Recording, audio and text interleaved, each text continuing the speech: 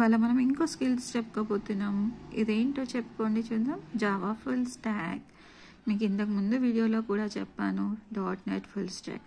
So .NET full stock ఏం కావాలండి? మెయిన్గా మనకి .NET plus angular. So the same thing మనము జావా ఫుల్ స్టాక్కి కూడా జావా ప్లస్ యాంగులర్ కావాలి.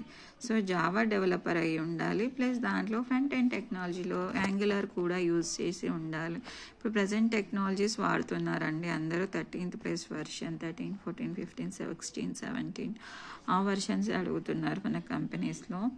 సో యాంగులర్తో పాటు రియాక్ట్ని కూడా జావా ఫుల్ స్టాకే అంటారండి.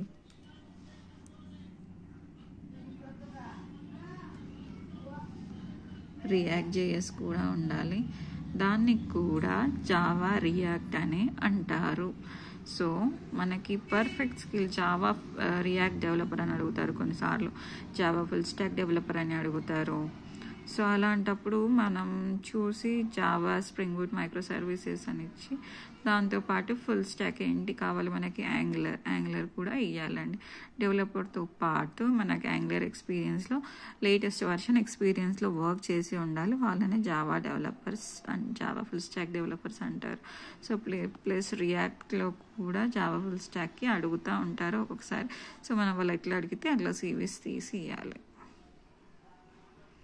ఇదే అండి జావా ఫుల్ స్టాక్.